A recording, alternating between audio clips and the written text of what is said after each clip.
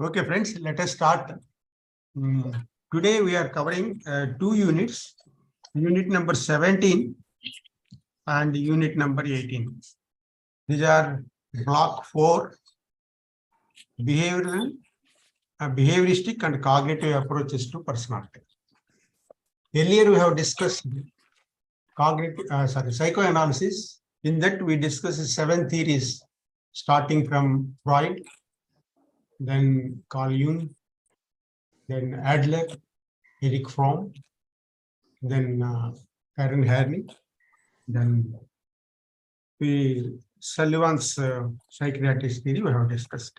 These are psychoanalytical approaches influenced by Freud, with the focus changing from unconscious mind to the social aspects, environmental aspects, and then also to the conscious aspects. Then came behavioral therapy, that is called as wave. First wave approaches. Second wave comes the behavioralism. Behavioralism focused more on the external aspects, external factors or determinants, external stimuli, and our response to that stimuli. Then the psychoanalysis focused more on the internal aspects, and behaviorist focused more on the external aspects. Then Bandura came, and we discussed about his internal and external aspects, how they influence the behavior. Behavior influences both the person and the environment. That reciprocal reactions we have seen determined. Now comes Dollar-Miller's stimulus response theory. He is the person who combined both the approaches of psychoanalytical approach of Freud and behaviorist approach of B.F. Skinner. So this orientation is combination of these the two approaches we have discussed. Miller is also influenced by Hull. Hull is famous for his drive theory of motivation. Freud focused more on the instincts, and Hull focused on the drive theory, how drive is fulfilled. Once the drive is fulfilled, the energy level for drive will get reduced. This is brief about the Hull. He got influenced by Hull. Dollar and Miller, both. There are two persons. These two persons influenced by Hull, and they gave this personality theory of stimulus and response. Then these two also influenced by Kurt Lewin. We discussed tomorrow. By him also influenced. So his theory also his theories. The influences on Dollar-Miller are these, and Dollar-Miller influenced Rotter and Mitchell, and these two are also the cognitivist like Kelly. About Kelly, we discuss about his theory tomorrow. He focused more on the cognitive aspects, that is internal aspects. Rotter. So Rotter and Kelly are colleagues. They one influences the other. That we have to take into consideration while studying this theory. Dollar-Miller's goal is combination of these two behavioralistic approach and psychoanalytical approach. And if while he not only discussed about the personality, but also discussed if personality problems are there, how the conflict arises in their decision making and interpersonal relations, then what they adopt for that. Not only that, he also discussed it at the end about the frustration and aggression, how the unconscious mind influences this. Behaviorist never taken unconscious mind. Here he has taken, while explaining the aggression, frustration, and conflict, unconscious mind told by the Freud. That we will discuss now. Okay. Now, first point in the Dollar-Miller theory of personality is He adopted the Hull's theory of drive. In that, there are 4 elements. These drives determine our personality. Initially, drives. I will give an example. A person is hungry, and that hungry is nothing. Right? Hunger is nothing but the drive for the person. He wants to satisfy. For that, he goes to a hotel or motel or cart that is carrying some food items. This option available for him before him, which gives a direction to him, direction to satisfy his need. That is called as Q, C-U-E, Q. First one is drive. Drive gives energy, and the Q gives direction. He goes to the hotel, and there he eats some substance, food items. With that becomes a response. Response is going to the hotel and taking the food. First one is drive, which gives energy, and there is a need in that. Second one is Q, which gives alternatives and also gives direction, where to go, when to go, how to go. Then comes your response, that is behavior. Behavior of depending on your need that is there in the drive, you give the drive. That depending on the drive, you consume it. That is the action or behavior. Once you consume it, your need is satisfied. So there will be reduction in the drive. This is the brief about the drive theory. So in the drive, there are 3 properties. One property is the drives are primary and secondary. Primary are nothing but innate ones, which are required for the survival. Second one is secondary, which is learned. First one is innate, by birth you will have it. Secondary drives are learned. They have having certain verbal orientation. We express it. Second property of the drive is it is having a strength. Higher the strength, higher the intensity to satisfy energy level, to satisfy your needs. Lower the strength, lower the energy level. So this depending on the strength, the impulsive action will be there. So you are more impelled to undertake the action. These are the 2 properties of it. Third property is it acts as a motivation for the action, our behavior. These 3 properties we have to take into consideration. Second one is the Q. Q already I told that Q is nothing but a sign or a symbol which gives you a direction, where to go, when to go, which one to consume, which response you have to undertake. That this Q gives the direction to the person. The properties of Q are: number 1 is giving direction. Number 2 is it has a distinctiveness. Whether you are going to a small hotel or 5-star hotel or a Bandikotu, that distinctiveness will give attraction. So attention points we can consider there. So 2 properties are: one is the property of direction, second is property of distinctiveness. Then comes our response to this. Through these responses only we build our personality. So what are the properties of these responses? There are 2 types of responses. One is direct response, second one is indirect response. Another category is external response and the internal response. External response means you are going to the hotel. That is external response. Internal response is thought process. You will be making choice there. That is called as internal response. Then direct is you will be directly undertaking that action, that response, and there it gets completed. But suppose you go, your mother tell you, go to the shop and get the chips. Also ask you to get potatoes. You go to the shop and you forget the potatoes. But after going to the shop, seeing the chips made from potato, you recollect that you have to purchase potato and go to other shop or same shop, you have to purchase. So one queue is giving direction to the other queue. This is called as the indirect response.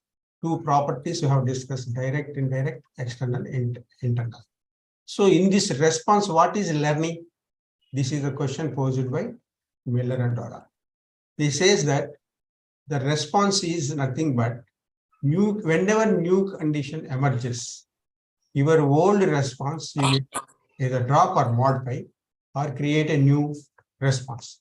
This type of creation, modification, dropping, and altering is nothing but the response system. This is the definition of learning given by Miller and Dorran. Now, in this response system, there is a hierarchy of responses. When child, as an infant, his responses are limited. He can have 5 to 6 responses as elder, but child will have 1 or 2 responses for his needs because he is dependent on parents. Whatever responses he had, whether mother can feed or grandma can feed him, 2-year-old boy, or cook it and get it from outside. These options are there, supplied by the parents. This is called innate hierarchy response. There are only 2, limited. There are limited. This is IHR, innate hierarchy of responses. Once he grows up, how the hierarchy is built, responses we learn, how the personality built. Personality is nothing but this learning process of responses. And when repetitive responses are there, that will become habit. So this is the learning process of the habits and the responses. As he grows up, he will drop or create new responses, and he can have multiple alternatives. He can go out and eat, or along with friends, he can go and eat. There are certain hierarchy depending on the hunger need. He may adopt different. For that, he will give priorities, whether to eat at home or eat with alone with parents, eat outside. These options hierarchy is built up. Once this hierarchy is built up, this become dominant hierarchy responses.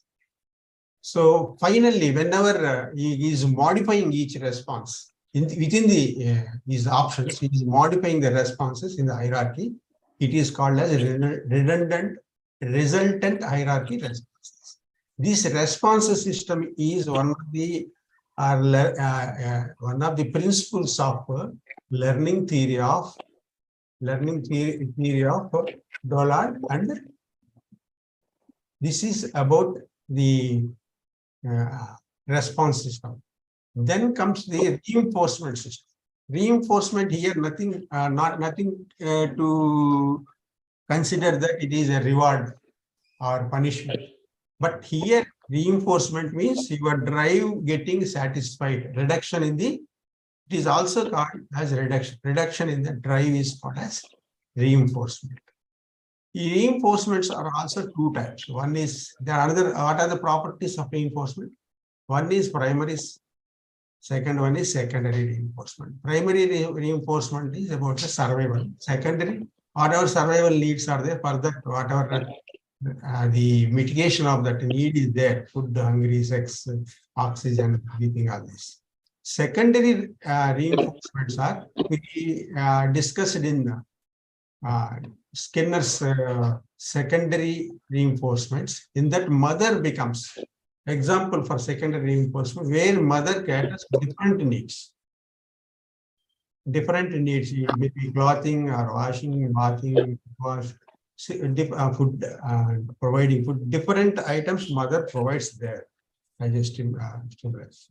So these are called as secondary responses, reinforcements.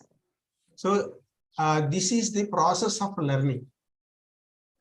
Four steps are: one is drive, second one is cue, Third one is response. Fourth one is reinforcement. Now let us see what is drive theory. So learning theory. Learning is nothing but study of circumstances under which a response and cue stimulus become connected. So cue is the one which drives your response. Even though the drive and energy is there, it is the relation between the C and response, or C or the association is the important one. That is what makes you learn or learn the behavior. So you can alter this also, but to this C and R relationship, there is external environment and circumstances through which we learn our response system and behavior system. So in the learning process, if you see all 4 stages, we want something, and then we notice something, we observe, notice, that is cue, and we do something, that is a response, and we get something, that is a reduction or satisfaction. This is the process of learning we discussed earlier. In this theory, first principle is association between C and R. Second one is there is generalization. We discussed in Skinner's behavioral therapy about the generalization.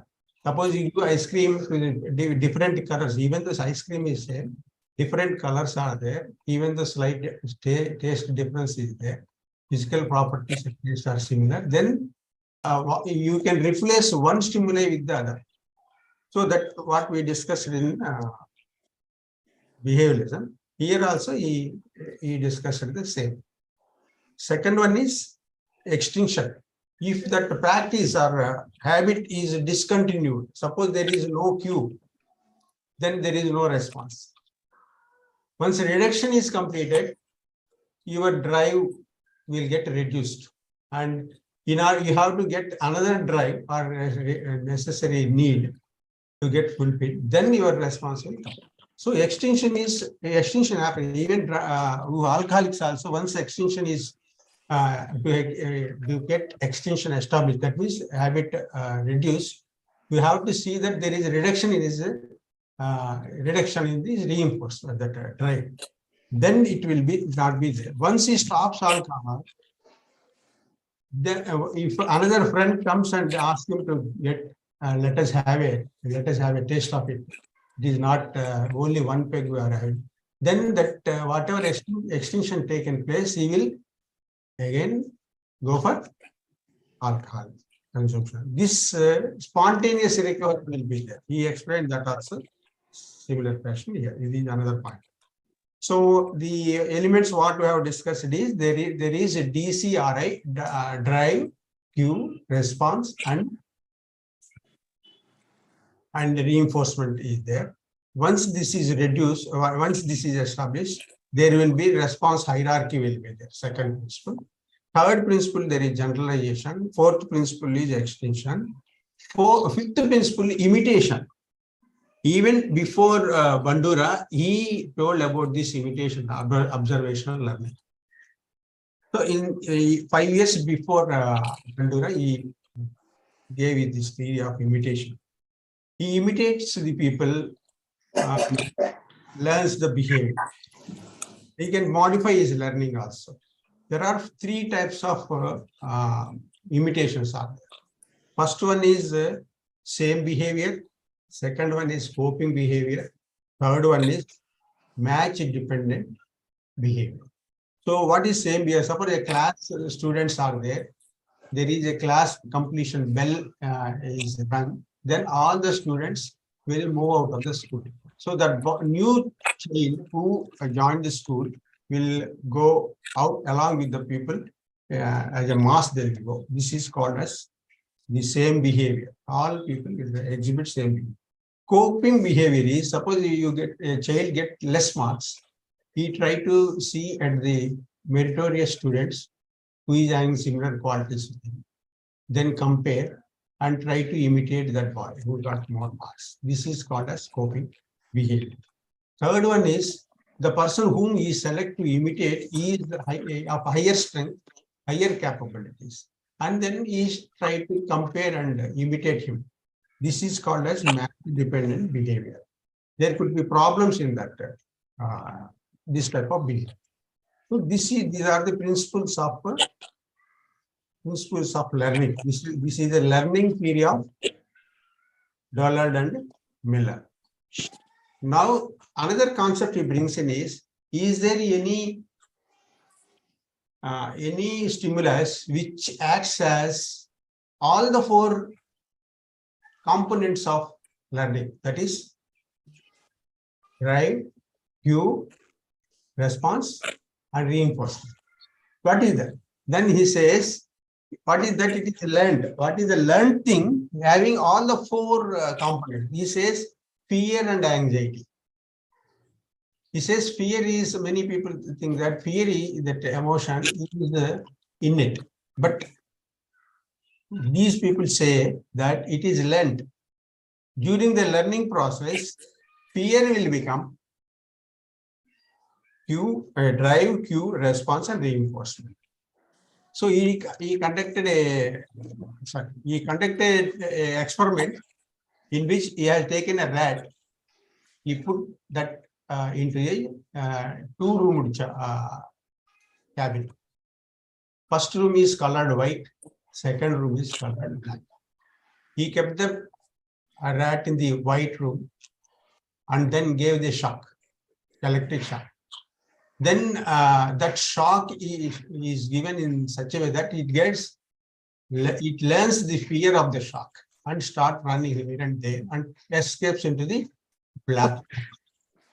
Then once it is learned, these people removed, Nolan and Miller removed the rat and kept outside. After some time, they introduced the rat into the black chamber. They have not given any shock, but the rat started shivering, hissing, and etc. Whatever tremors and fear action is there, they have been, that response is exhibited there. That is, fear is still existing there. Then they introduced a wheel so that the rat can, a small wheel, it can rotate and gets opening of the small chamber in between door, and it escapes it. Slowly, it gets trained, and it gets rid of the fear slowly, and the pain also gets reduced slowly. Now they replaced the wheel with the lever, the pressing the small button. The rat is habituated to that, and he started escaping from that. Now, from this analysis, what he says that why rat escaped by pressing the lever, why it has extinguished the habit of turning the wheel. He says that not because pain is reduced, pain of that shock is reduced, it learned the new habit, new behavior, because the fear is reduced, not pain reduced. Because fear is reduced, it went for alternate. If fear is still existing, it goes for only wheel, turning the wheel. Similarly, in order to teach the children new behaviors, he says counseling. He says that teach him without fear. Without fear, without creating fear, if you teach the children, it will become consolidated. So this experiment says that fear also make you, as a drive, it make you to learn new things, escape, behave, and then give the response. And fear is reduced, extinction also taking place. That is, the reduction of the drive is called as reinforcement. So all elements are there in this. So the next comes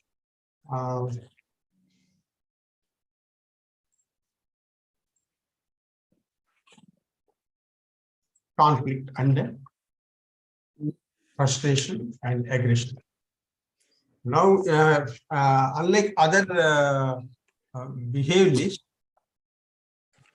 Donald and Miller focused on the theory of conflicts given by Freud. Freud says there are always there will be intrapsychic conflict between the ego, superego, conscious, and conscious, as what we discussed earlier. So he has taken same thing, that conflict will also be there in every person. He has taken that from the Freud. Earlier we discussed what are the influences of them. In that we have considered Freud. So here he suggests there are 4 types of conflicts. He has taken unconscious mind also into consideration. At the end we will discuss this. While explaining this, he has taken the Kurt Lewin, who gave unified field. So in order to understand that, we have to consider entire situation, what is there, internal, external, personal, non-personal aspects also into the consideration. Here he had studied the conflicts and concluded there are 4 kinds of conflicts. One is approach and approach conflict. In decision making, if there are 2 goals before you, one goal is taking food, another goal is going for sleep. There are 2 needs are there for you. Which one you will opt? In this, both are required. Then he says in this scenario, the person will first opt for hunger. One after another, he will complete this. He won't give up both. One after another, he will take it. Second one is depending on the goals or options available. Next one is avoidance and avoidance conflict. In this conflict, there are 2 negative goals are there. So you don't want to do homework. And if you don't want to do it, and father also don't want to do that act, then there are 2 negatives are there. Which one you will opt there? We will become indecisive. 2 negatives are there, or you won't take any decision there. Try to escape. Then comes avoidance, approach and avoidance. One good is the one positive is there, another negative is there. Suppose you are joining, you got offer for a job. In that job, you have good salary, but work is not liked by you. It is a boring job. That, which one you will be thinking? This conflict will be there. For that, you have given many options. Says that if a drive is depends on the strength of the drive, which one the energy level is for which goal you are towards, which goal you are nearer to which goal, depending on that it will be the decision will be taken. Second one is you will do some trials, earlier experiences in similar jobs, different jobs, depending on that trial and error, trials you will how those trials in different jobs gave you satisfaction or reinforcement is established. So depending on that, you will be taking decision. Then he also says that the avoid, if you avoid, you are nearer to the avoid, you are mentally bent upon and nearer to that, that strength is more towards the avoidance, then you will opt for that. Approach is also similarly the strength to your drives strength to achieve the particular. So you want more money, then you will opt for irrespective of that, you will go for job. If you don't, your attitude or tendency is for less job and money, you will opt for the boring job. So this is how he says that if they are both are compatible, then stronger one, there is a conflict is a stronger one, is the business. Then comes the fourth one, the double approach and avoidance conflict. Here he has taken Freud's theory of female child's ambivalence towards parents. You know, the boy will be hating the father because he is sharing the mother's love, and he loves more the mother. There will be we have discussed about Oedipus complex. Here, regarding the female, he says there are 2 aspects: whether she likes father or mother. To like or approach father, there are 2 things. One is mother. There are 2 things. If she loves more mother, the behavior is towards positive behavior towards mother because she is taking care of the child. But when she's sharing the attention to father, and he thinks that mother is not having feminine sexual organ, so he repels. Next comes the father, how the ambivalent child moves away or towards the father is. She is attracted because of penis enviness is there, and repelled because he shares father's care. These two aspects, the child will be having ambivalence of for and against in both the choices. This is what is. So he says here that stronger the drive for the sex, and there are certain inhibitions, then he try to escape or withdraw from it. Then there will be no reduction in the drive. Again, the drive crops up, and then his energy levels increase, need increases. Again, obstruction is there. Then gives the anxiety. This anxiety leads to neuroticism. This is what discussed by.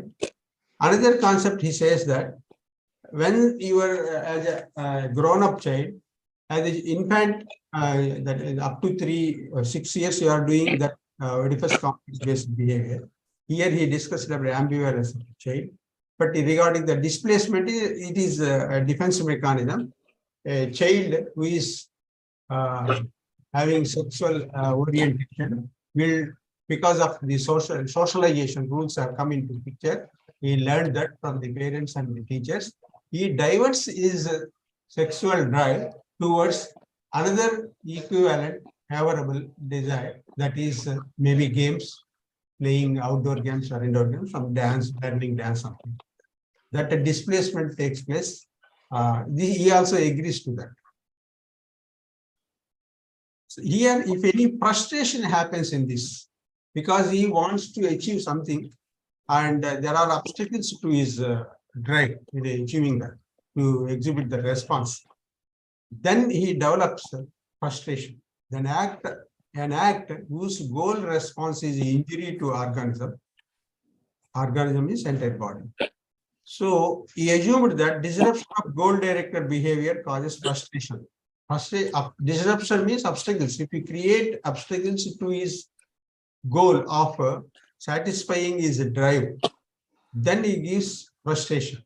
He says for this frustration, there are 4 characteristics. Sorry, 3 characteristics. One is a drive level associated with the frustration response. Higher the drive level, higher the frustration. Please note this one. Higher the drive level, higher will be the frustration. Second one is completeness of frustration. If it is, attempt is partially blocked, then that frustration is partial. Aggression from the frustration will be partial. In this theory, Dollard and Miller gave the concept of hypothesis of frustration and aggression. This frustration leads to aggression. This is the hypothesis. In the first thing is, when drive is high and obstruction is there, then aggression will be more. Intensity will be more. Here, completeness, partial obstruction is there, then partial aggression will be, less aggression will be there, and full obstruction to his endeavors are there, then he will have complete blocker. Third character is that cumulative effect of minor frustration. So small frustrations get accumulated, and then ultimately exhibit the aggressive act. This is another point what he says. So these are one.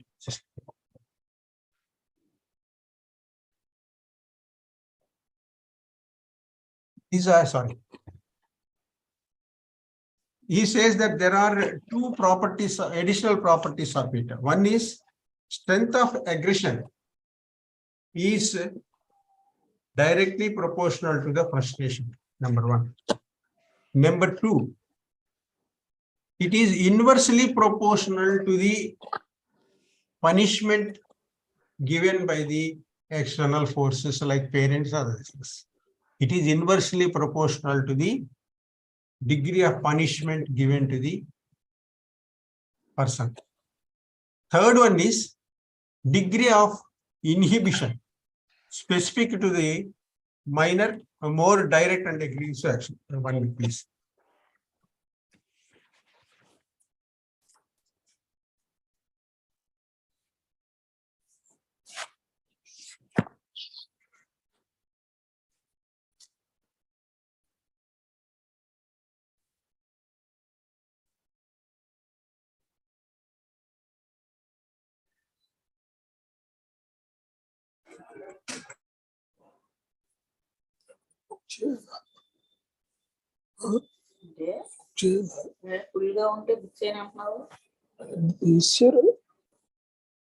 తీసారు కదా cap లేదు అనమా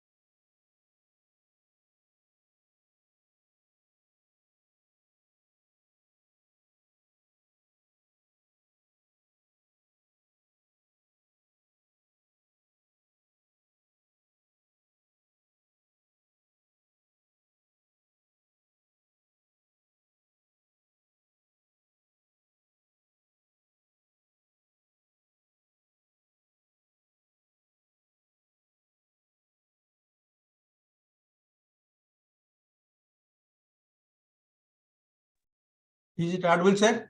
I'm sorry, sir. Power is lost one cable. Hello? Yes, sir. You're Audible, sir. Okay. I'm sorry. The power got lost and created some issue. Okay. So now we have discussed regarding the Dollard Miller.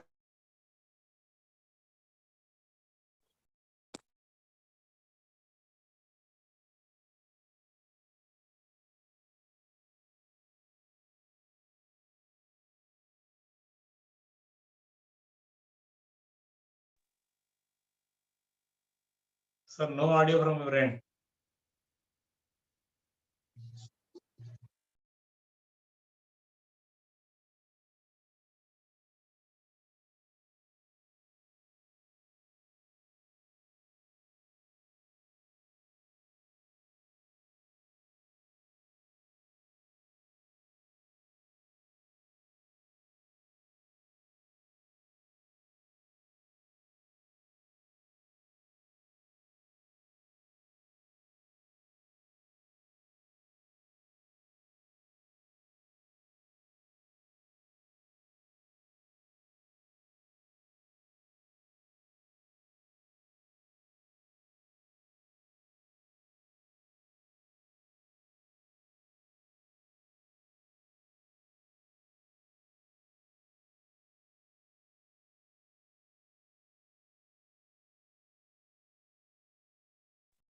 Is it audible, sir?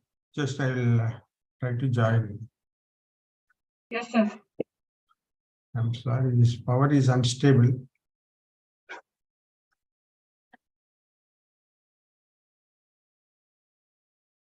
Okay, now we discussed about, I joined in this group. You can see.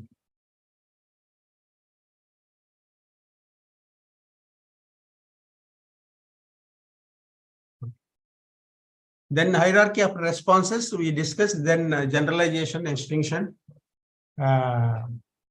spontaneous recovery and imitation, 4 steps in that we discussed. Then fear and anxiety as having all 4 elements and experiments done by Buller and Dollard. Then stimulus, conflicts, 4 types of conflict we have discussed, and frustration, aggression we discussed. So next we will take up the next theory, that is Kelly's personal construct theory. We'll share the, become easy. Share screen.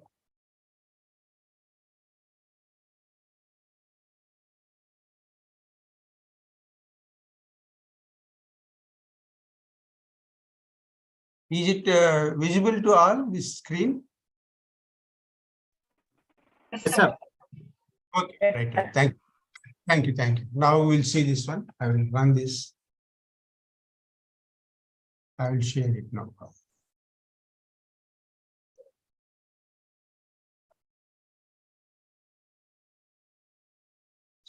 So, is it clear, sir? Yes, sir. Now we'll go for this. Kelly, here to what we have discussed is one is psychoanalysis, second one is behavioral approach, third one is observational learning, social cognitive learning, that is Bandura. Fourth one is Dollard stimulus response theory, which combined most of the aspects of all this. And we have discussed about behavioralism, combination of behavioralism, unified theory, and also of Skinner's behavior, is how he combined and brought a theory. Now Kelly completely focused on the cognitive aspect, the internal aspects. He says that motivational factors are not required, external stimuli is not required, and unconscious forces are not required to explain the personality development or personality theory.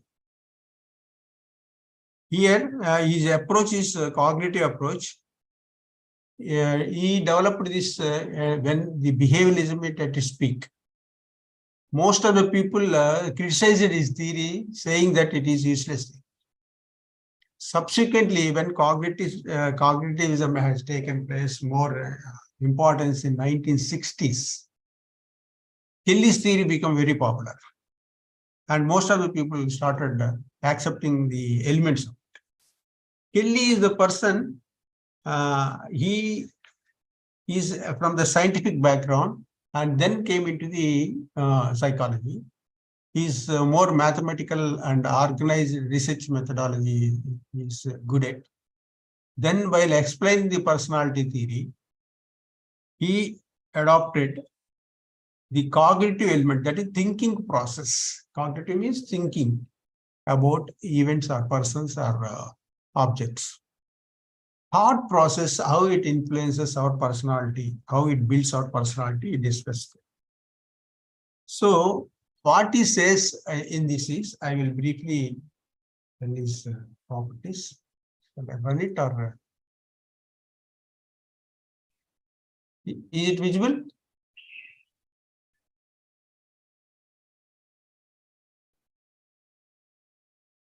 Is it visible, sir? Yes, sir. Okay. So I will make it.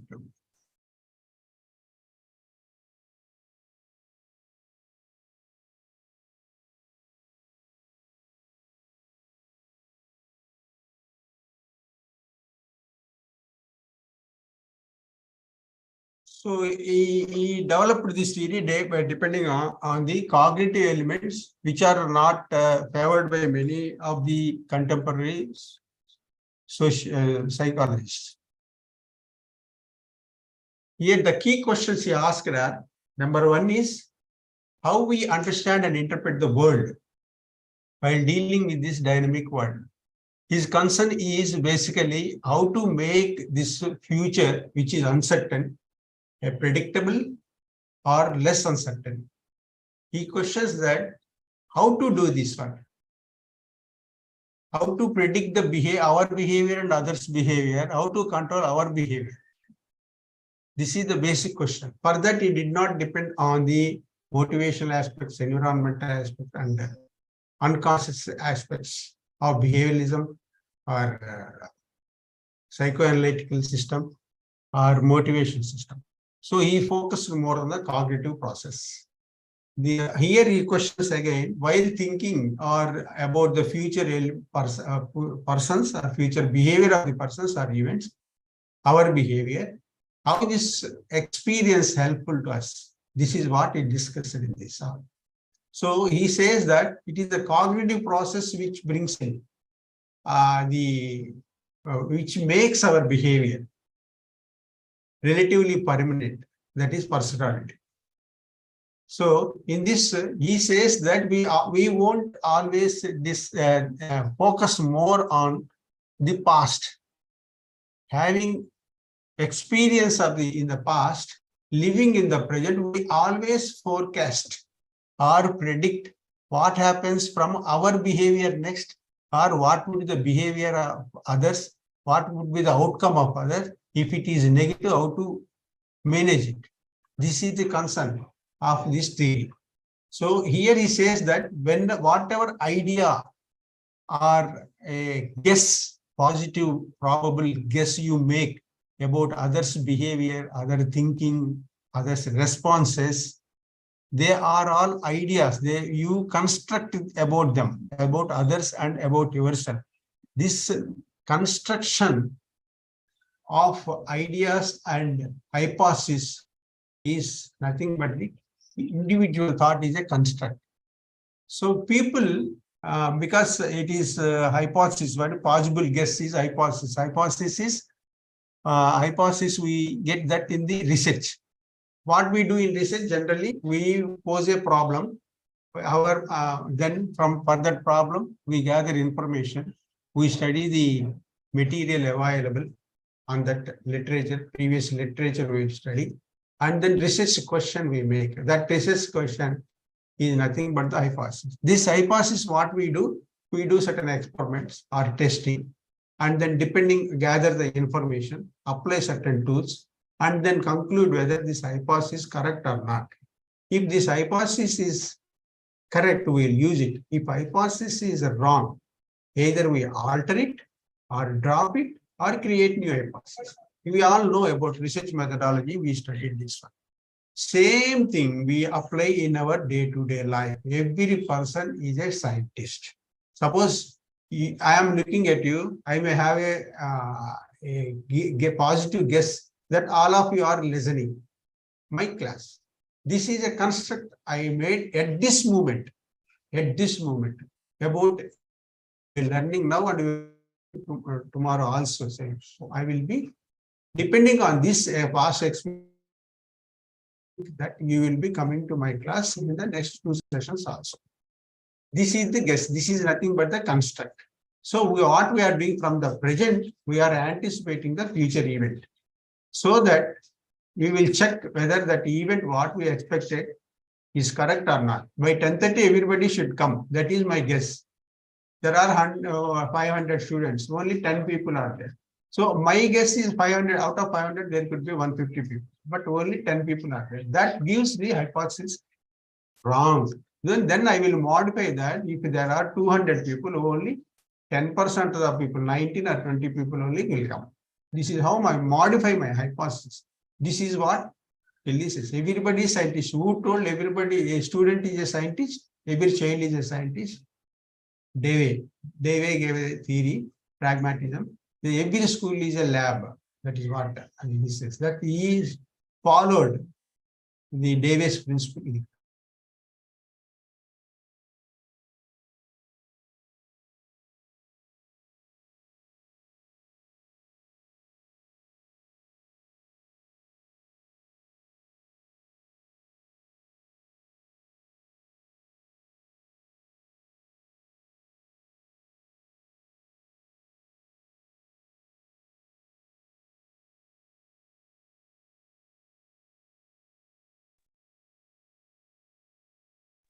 Hello? Can somebody respond, please? Yes, sir. We are able to hear. Hello, sir. I'm sorry, my power is today somewhat it is. Yes, sir. Is audible. Please bear with this. Okay, now we will see this construction. How we construct this? Each construct is a hypothesis. We are constructing depending on our previous experience and predicting it. So here we can say that helping is good, disaster is scary. I am good at mathematics. Depending on your experience, you will be, depending on your previous habits, you will be concluding this. But you can test this in your day-to-day practice, day-to-day life. At the same time, suppose I'm eating lunch at 12 noon every day. So you can test it for a week. That is what your experience says, whether you are this construct you are testing, and say that I am eating at lunch at 12 is there. It is established fact, it is a habit. Habit is nothing but personality, right? A relatively permanent behavior is a personal. Here, habit formation, we accept it. If it is not there, then our hypothesis, we will change it and modify it or alter it. This is what experience guides us. Experience two types. One is past experience. Here, repeated events in the past is giving you hypothesis, and this hypothesis after few days, you are testing it. This hypothesis you are making now. In the present moment, how you will be behaving, I will be behaving, how the environment will be behaving, I will be decided. But these constructs are not from the environment. Please remember, he says that whatever idea about others you develop, that construct you develop, you try to impose that template on the person, whether your template or your opinion about him is correct or not. It is not reverse. That is because in the if it is environment is creating the construct, then it will become behavioralism or observational learning or social cognition. Here he says it is a construct which drives your personality. Please remember this one. We have to carefully write in the examination. Then there is a cycle of this experience in terms of testing the hypothesis and reconstruction, constructing or reconstructing it. So hypothesis you made, anticipate the behavior of others, not only behavior of, but also you expect what are the expectations of others. Then as the day passes, your interrelationship with them, you will be testing the hypothesis, you are accepting or revising. This is called hypothesis, then experiment, or then theory building or constructive revision. It will be revision also. Then in this fashion, you will be developing many constructs. There will be hierarchy of constructs. There are properties for these constructs. Kelly philosophy says you create your own world in your mind by observing others and your experience. Then this experience and making of construct is individualistic. No two persons may have similar construct about similar other person or event. This is individual. One differs from the others. Then if you forecast or predict the behavior or the outcome, then it will be easy for you to cope with those people or the event or the world. This is the personal construct. Personal construct, once you develop the expectations, then they are represented in your actions. Depending on the action, same event, but take different things from it. So each one from the same, creatively, each one from that particular event will take information depending on his hypothesis. Then it is idiographic, means individualistic, not group wise, and there is no yardsticks for comparison. Idiopathic means there we won't, suppose you get pass mark is 50, you will be comparing with your marks with the norms. Here there will be no norms. If norms are there, that is a nomothetic approach. It is an idiographic approach. It is personal, individualistic, no comparison with that. Everyone will have unique set. Then, for example, if you have a good hotel, there are certain characteristics like excellent service, clean, comfortable, 5-star, good service, good food. If these are there, each one will have different perspective about the good hotel. It is not common for all. This is what it is individualistic.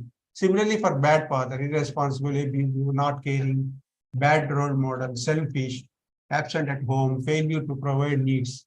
So this is individual. This is how ultimately we will be anticipating life events, that is predicting life events. This personality is nothing but cumulative of organized hypothesis or organized set of constructs. Here he says that personality, the development of personality is a process, it is a psychological process. It is a continuous process. You will be modifying and changing it and moving forward. It is not a stagnant one. It is towards directed by our constructs. Our construct gives direction to our behavior, how to move, how to process the things. Then comes, we also will develop certain consequences about that. So we will get prepared for that. When we cannot predict future event, it causes anxiety. So there are, for this construct, there is a fundamental fortunate is that it is psychologically, means mental process, channelized process by which we anticipate the event. This is fundamental fortunate. Individual behavior and thoughts are guided by our about ideas or hypothesis about event, person, or meeting, etc. Whatever happens in this world. There are 11 types of corollaries like this. How we construct our constructs. First one is construct, everybody anticipates for the future. Second one, individuality, everyone differs, as we discussed earlier with this good hotel. Everybody may not have common perspective about this. So next one is organization will be having 3 types. One is, suppose we will discuss dichotomy first. If dichotomy is there, everything is dichotomous. If good is there, bad is its counterpart. In the construct, 2 poles will be there. One pole is positive, another pole is negative, or opposite. It is similar, not same as the. If suppose you are talkative, I see talkative people in my childhood. In my home, everybody is talkative. Then only one person is quiet. Then I will develop that people are 2 types. One is talkative people, another quiet people.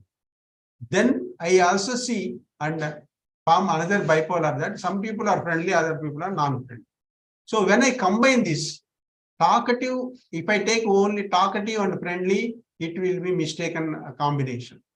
Talkative should be, talkative person may be friendly, may be unfriendly. Though you have to take both of them into consideration. Talkative will have, below it will have friendly and friendly. If talkative, quiet, and quiet also will have below it friendly and quiet person may be friendly, may be unfriendly. So combining these first ordinate and second ordinate, we form our constructs. Suppose talkative, quiet, first you put in the top. Below it, for a talkative, you have taken friendly and unfriendly. Quiet, you have taken friendly and unfriendly. Then a top one will become superordinate. Below one will become subordinate.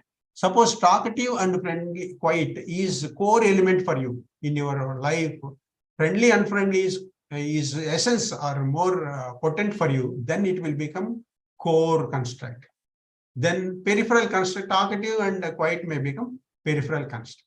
So some constructs we may verbally express, some you may not verbally express. These are the characters here.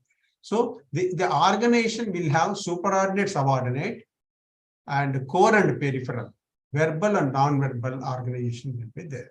So then choice. He says that here humanistic approach had begun. Humanism says that everybody is having his own drives, his own choices. Free will is there to select the path of development. Here he says that these multiple constructs are available to you, so you can choose any one.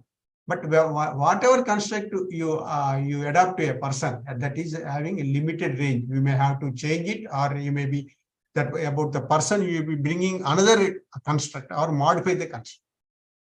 Then our experience says that this, I thought that this person is talkative, but he is not talkative in all times. Only situationally he is becoming talkative. That is what the test is. Our experience will make our assumption or idea changed. Then once test is done, depending on that, we will either alter, drop, or create new construct. Fragmentation is there will be sometimes incompatible. They could be inimical or incompatible will be there. Communality is there. When the constructs with you and me are similar, then we will be in the talking terms, we will become friendly and more harmonious relationship will be there. Communality will make people more social, more good at interpersonal relation. Sociability is moving above beyond one people, about social interactions. You can get along with others very smoothly without stress and tension. Then regarding this construct, it is a progressive evolution. If you cannot verbally express it, or if you cannot change your that construct about other person depending on your experience, then it gives stress for you. You cannot forecast next time what will be his behavior unless you change that. We call it that a construct here. Then this construct arrangement characterizes the personality. What happens? Similar constructs are there, will become friends. Similar manner of constructing of constructs is there, then there will be similar personalities. culture is nothing but same group of people having construct in similar manner. So this is the culture. If it is not there, it gives a cultural shock. So constructive alternativism says that every person will have multiple options to select the constructs. There are not one construct, two constructs. There will be multiple constructs. Number one. Number two, everybody is a choice to revise and replace the construct about the event, world, person, depending on your experience. Construct alternative, provide alternative choices for you. So when you construct this free will, your will be there to change the alternatives. You are always comparing your subjective realities with the object, what is there in the world, and your subjective realities are based on that. Whatever opinions internally you are having, objective reality also, that is actual, real. Depending on experience, your subjective reality will change. So we are always at any given point of time, we are having alternatives. We will choose the best one which is available to you. So if you take positive things, you will have growth mindset. Growth mindset is optimism. There are two types of mindset. One is growth mindset. Growth mindset, ungrowth mindset, second type. Growth mindset people are always having positive mind, positive psychology. So we believe that this automatic development of construct will be there, but they are also learned. There are three phases of alternative construct, opting alternative. One is circumspection. Whatever available constructs are there before you, friendly, unfriendly, talkative, unfriendly, good, bad, alcoholic, non-alcoholic, drug addict, non-drug. So many constructs will be there. We will be evaluating them depending on the other person's behavior, our experience with him in the past, and choosing one proposition that could be tested. Next, what happens? When you choose relevant construct, you are free to test it or use it depending on the confirmation or non-confirmation. Then that is nothing but control. Experimental cycle we have discussed earlier. This is experimental cycle you have to write. Then comes, these are the core elements of this. Then comes CPC cycle, the constructing alternatives. Experiment is about the construction of the constructs. Here, how do you develop? Sir, we are not able to see the PPT, sir. Okay, I will share it. Okay, sir. Oh, sorry.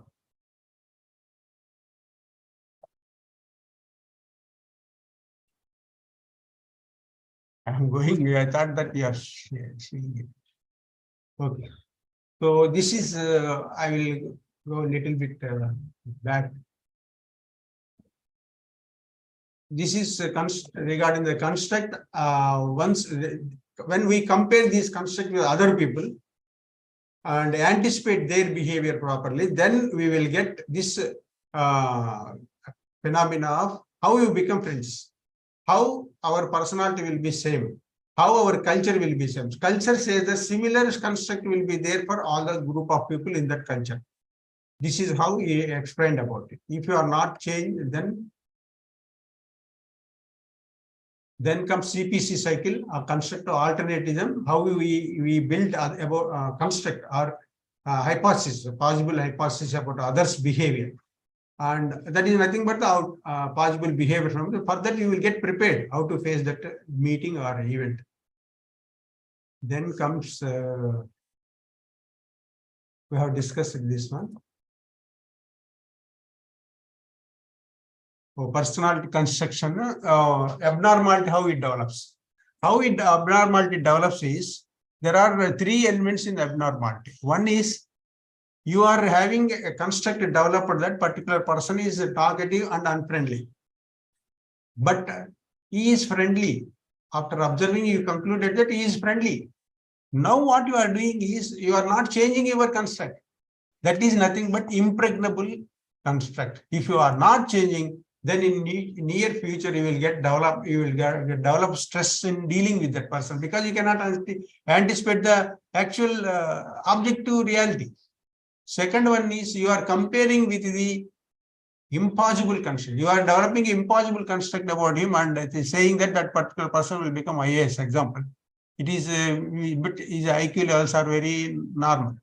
Then under evaluation, we will be always failing in that. If that is there, it gives stress for him. Second one is incomplete. Suppose you made a now earlier I told that ordinate and superordinate, subordinate, under friendly and unfriendly, reliable, unreliable, second poles of construct is there. A friendly person may be reliable, may not be unreliable. Maybe reliable, maybe unreliable also. These both you have to take in the friend also. But if you are not making it, you are not making complete use of two poles in subordinate and two poles in superordinate, then it is incomplete construct. So that gives you anxiety. That is what he says. It gives anxiety. That anxiety will become a threat and you try to avoid it. Tendency to give it up.